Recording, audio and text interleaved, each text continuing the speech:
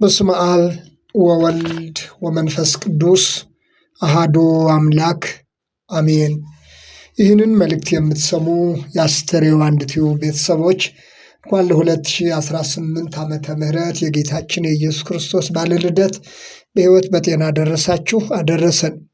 የጠበቀን የረዳን ለዚህ ዓመት ለዚህችም ዕለት ያደረሰን አምላካችን ስሙ ይክበር ይመስገን። ኢየሱስ ክርስቶስ ለምን በግርግም ተወለደ?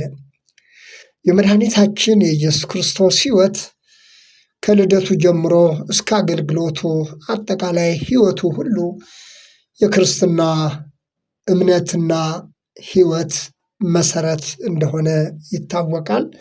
እንደሚታወቀው መድኃኒታችን ኢየሱስ ክርስቶስ ከልደቱ እስከ አገልግሎቱ ድረስ ያለው ሁሉ የዓለምን ትኩረት ከሚስቡ ነገሮች ውጭ እንደሆነ የሚታወቅ ነው።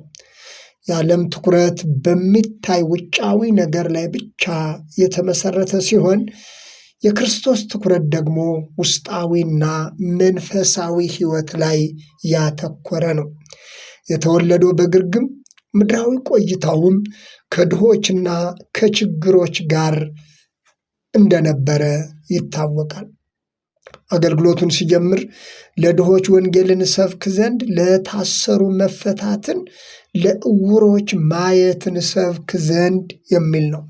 የሉቃስ ወንጌል ምዕራፍ 4 ከቁጥር 19 ጀምሮ ስንመለከት ይህ ቃል መንፈሳዊ ድህነትን ብቻ ሳይሆን አካላዊ ድህነትንም የሚመለከት ነው። ክርስቶስ በኑሮ ዝቅተኛ ከሆኑ ከድሆችና ከተጣሉ ከተናቁ ሰዎች ጋር ያሳልፍ እንደነበረ የኢየሱስ ክርስቶስ አገልግሎት ሁሉ ከእንዲህ አይነት ሰዎች ጋር እንደነበረ የሚታወቅ ነው። ሐዋርያው ቅዱስ ጳውሎስ እግዚአብሔር ጥበበኞችን ያሳፍር ዘንድ የዓለምን ሞኝ ነገር መረጠ፣ ብርቱንም ነገር እንዲያሳፍር የዓለምን ደካማ ነገር መረጠ፣ ምናምንቴና የተናቀ ነገርን መረጠ ይላል። አንደኛ ቆሮንቶስ ምዕራፍ 1 ቁጥር 27 እና 28 ላይ ቁጥር 25 ላይም ከሰው ይልቅ የእግዚአብሔር ሞኝነት ይጠበባልና የእግዚአብሔርም ድካም ከሰው ይልቅ ይበረታልና ይላል። በዓለም ዘንድ የከበረው ነገር ብርቱ የሚመስለው ነገር ሁሉ ለክርስቶስ ምኑም አልነበረም። በግርግም ተወለደ፣ በስደት አደገ፣ በመገፋት ኖረ።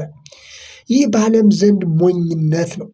የዓለም ጥበብና ብልጣብልጥነት በኢየሱስ ክርስቶስ ዘንድ ቦታ አልነበረውም። የዓለም አንጸባራቂ ነገሮች በክርስቶስ ዘንድ ምናምንቴዎች ነበሩ። የዓለምን ዓይን የሚማርኩ በዓለም እይታ ውስጥ ጎልቶ የሚታዩ ነገሮች ሁሉ በክርስቶስ ዘንድ ስፍራ አልነበራቸውም።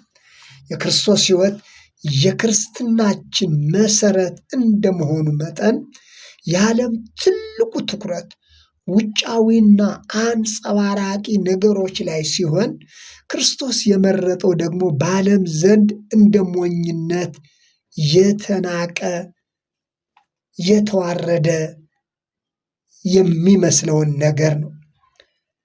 ስለዚህ እንዲያው ክሪስማስ ከምንለው የጌታችን የኢየሱስ ክርስቶስን በዓል በተመለከተ እንኳን የልደቱን በዓል በተመለከተ እንኳን እንደ ክሪስማስ አይነት ለዓይን አንጸባራቂ ብልጭልጭ የሆኑ ዲም ላይት የምንላቸው ነገሮችን ጨምሮ ላዩን በሆነ አካሄድ ዓለም መንፈሳዊውን እውነት እንዴት ለመሸፈን እንደሚጥር መገንዘብ ይቻላል። አንዳንዴም ዓለም ባለባበስ ብቻ የክርስቶስን መንፈሳዊ እውነት የተገኘውን በልደቱ የተገኘውን መንፈሳዊ በረከት በሚታይ ባለባበስና በሚያንጸባርቁ ነገሮች ሸነጋግሎ ማለፍ ይፈልጋል። ዓለም እንዲህ ነው ወገኖቼ። ክርስቶስ ግን ለእነዚህ ነገሮች ቦታ አልነበረው። በዓለም ዘንድ እንደ ሞኝነት የተቆጠረውን ነገር ክርስቶስ መረጠ። አንድ ተረት አለ። አለቃ ገብረሐና ሰርግ ተጠርተው ሲሄዱ በልብሳቸው ምክንያት እንዳይገቡ ተከለከሉ ይባላል እና አለቃ እንደገና ወደ ቤት ተመልሰው በጣም የሚያምር ልብስ ለብሰው ሲሄዱ ግን ሰው ሁሉ ብድግ ብሎ በክብር ይቀበላቸዋል። ምግብ በቀረበ ጊዜ አለቃ ወጡንም እንጀራውንም እያነሱ ልብሳቸውን መለቅለቅ ጀመሩ ይባላል። ለምንድን ነው ተብሎ ሲጠየቁ ግን የተጠራሁትን ሳልሆን ልብሱ ነው በማለት መለሱት ይባላል። ምናልባትም ይህ አሁንም ቢሆን በዓለም ዘንድ ከዚህ የተለየ እይታ እንደሌለ የዓለምን ነገር እንዲያሳፍር ክርስቶስ ከልደቱ ጀምሮ በአገልግሎቱ ያሳለፈው ነገር ሁሉ ይህንን እውነታ በግልጽ የሚያስረዳ ነው። በመንፈሳዊው ረገድም ቢሆን ሐዋርያው ያዕቆብ በመልእክቱ የጻፈውን ማየት እንችላለን። የያዕቆብ መልእክት ምዕራፍ 2 ከቁጥር 1 ጀምሮ ወንድሞች ሆይ በክብር ጌታ በጌታችን በኢየሱስ ክርስቶስ ያለውን እምነት ለሰው ፊት በማድላት አትያዙ። በጌታችን በኢየሱስ ክርስቶስ ያለውን እምነት ለሰው ፊት በማድላት አትያዙ።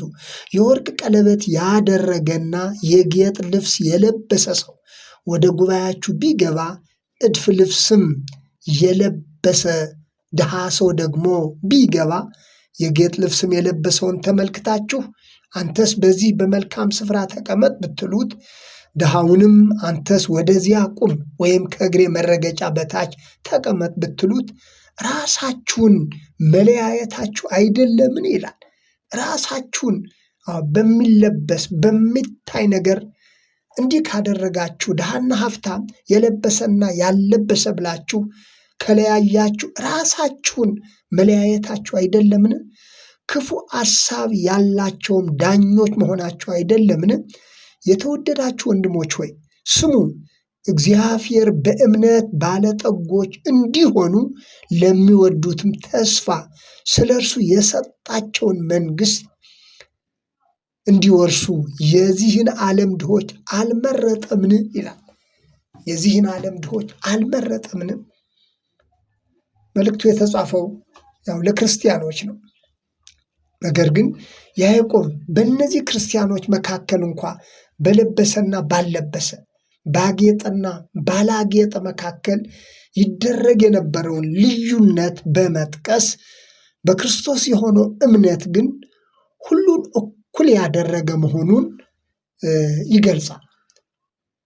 ስለዚህ ዓለም እንዲህ አይነት በሚታይ በሚዳሰስ በውጫዊ ነገር ላይ ያተኮረ እይታ ስላለው ክርስቶስ ደግሞ ላለባበሱ ቅንጦት፣ ለኑሮ ምቾት አልሰጠውም ነበር። ሰሞኑንም ከልብስ ጋር በተያያዘ ብዙ አነጋጋሪ ነገሮች ይነሱ ነበር። የሆነ ሆኖ ግን ሰው እንግዲህ መልበሱም አለመልበሱም ጽድቅም ኃጢአትም እምነትም አለማመንም ሆኖ ሊቆጠር አይችልም። ትልቁና ዋናው ነገር ግን መንፈሳዊ የሚባለው ውስጣዊ ነገር ላይ የተመሰረተ ነው። እንደዛም ሆኖ ግን ባጌጠና ባላጌጠ በለበሰና ባልለበሰ መካከል የሚፈጠሩ ልዩነቶች ሐዋርያው ያዕቆብ በመልእክቱ ላይ እንደገለጸው መለያየትን የሚፈጥር ልዩነትን የሚያስከትል እንደሆነ በግልጽ ያስረዳል። ብዙ ሰው በነተበ ልብስ ከገጠር እስከ ከተማ ያለው ብዙ ሕዝብ የሚለብሰውን አጥቶ እንኳን መርጦ ለመልበስ የሚለብሰውን አጥቶ ተራቁቶ የሚጓዝ ብዙ ሕዝብ አለ። ደግሞ በልብስ ላይ ልብስ የደረበ ደግሞ የቅንጦት ልብስን ደግሞ የሚያማርጥ ይኖራል። እነዚህ ሁሉ ግን በተወለደው በክርስቶስ የሆነውን መንፈሳዊ ጸጋ፣ መንፈሳዊ በረከት አልሞ መጓዝ እንዳለባቸው ሐዋርያው እንደገለጸው በክርስቶስ የሆነው እምነት ነው የሚለው። በክርስቶስ የሆነልን እምነት ያለ ልዩነት መሆን እንዳለበት ሲል ሐዋርያው የገለጸውን እናገኛለን። ስለዚህ መድኃኒታችን ኢየሱስ ክርስቶስ የእርሱን ሕይወት የእርሱን አገልግሎት ስንመለከት ለክርስትናችን ጥሩ ምሳሌ፣ ለእምነታችን ጥሩ ምሳሌ መሆኑን መገንዘብ ይገባናል። መጥምቁ ዮሐንስንም መጥቀስ ይቻላል። ሁለቱም ዓለም የሚተራመስበት ውጫዊ ጉዳይ ላይ ቦታ አልነበራቸውም። የዓለም ነገር ሞኝነት የሆነባቸው ለዚህ ነው። በየዘመናቱ የተነሱ የቤተ ክርስቲያን አባቶች፣ የቤተ ክርስቲያን አገልጋዮችም ቢሆን ክርስቲያኖችም ቢሆን ትኩረታቸው ውጫዊ ነገር ላይ ሳይሆን ውስጣዊ ነገር ላይ እንደሆነ የሚታወቅ ነው። በግርግም ከተወለደው ከክርስቶስ ጀምሮ ማለት ነው። አንዳንድ ጊዜ ባህላዊ የሚባሉ አለባበሶች ይኖራሉ። መቼም የትም አካባቢ በሃይማኖት በባህል በየአካባቢው የራሱ የሆነ የአለባበስ ስርዓት እንዳለ ይታወቃል፣ ያለ ነው። ነገር ግን እነዚህ ነገሮች ሁሉ ግን ያለውንና የሌለውን ባማከለ ሁኔታ ሁሉም በተወለደው በክርስቶስ በግርግም ተወልዶ ተዋርዶ ተንቆ ለእኛ ክብር ሲል የተከፈለውን ዋጋ በማሰብ ላይ እምነታችን እንዲመሰረት የሚያደርግ ነው። እርሱ እንዲሆነልን እርሱ እንዲያደረገልን ስንል እኛም የእርሱን መንገድ የክርስቶስን ፍለጋ እንድትከተሉ በማለት ሐዋርያው ጴጥሮስ እንደተናገረው የክርስቶስ ትልቁ ፍለጋ ምሳሌ የሆነልን የከፍታውን ስፍራ በመምረጥ ሳይሆን ደቀ መዛሙርቱንም ከእናንተ መካከል የእናንተ አለቃ ሊሆን የሚወድ ቢኖር የእናንተ አገልጋይ ይሁን እንዳለው ክርስቶስ ከመወለዱ ጀምሮ በግርግም ተወልዶ በእንዲህ አይነት ከተዋረዱ ከተናቁ ሰዎች ጋር ያሳለፈበት ዋናው ነገር መንፈሳዊ ሕይወት ማለት ውስጣዊና በዓለም እንደሚታየው ከፍተኛውን ስፍራ የታይታውን ስፍራ በመፈለግ አለመሆኑን በማስረዳት ነው። አሁንም በግርግም ከተወለደው ጌታችን ኢየሱስ ክርስቶስ ይልቅ በአለባበስ ውድድር ውስጥ ገብተን መለያየትን የሚፈጥሩ ነገሮች ውስጥ ገብተን ዋናውን መንፈሳዊ ጉዳይ እንዳንዘነጋ ጭምር ከክርስቶስ ልደት በግርግም ከተወለደው ክርስቶስ ከድሆች ጋር ራሱን ዝቅ አድርጎ ራሱን አዋርዶ ከተዋረዱት ጋር በማሳለፍ ያሳርፋቸው ከነበረው ከክርስቶስ ሕይወት ብዙ መማር እንችላለን። ስለዚህ ጌታችን ኢየሱስ ክርስቶስ የተወለደው ለሕዝቡ ሁሉ የሚለውን የምስራች ቃል በመልአኩ እንደተበሰረው ለሕዝቡ ሁሉ የሚለውን ነው። ስለዚህ ለሕዝቡ ሁሉ የሚለው ደግሞ ያለውም የሌለውም የለበሰውም ያልለበሰውም ሁሉንም ያማከለ መሆኑን የእግዚአብሔር ቃል ያስረዳናል።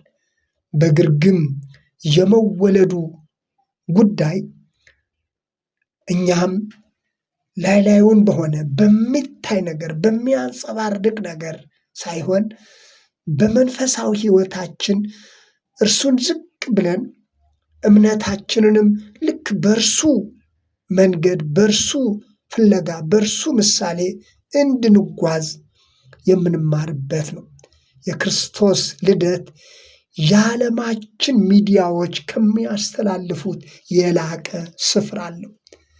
የክርስቶስ ልደት ከሚታይ ውጫዊ ይልቅ ውስጣዊ የሆነ ትልቅ ስፍራ አለው።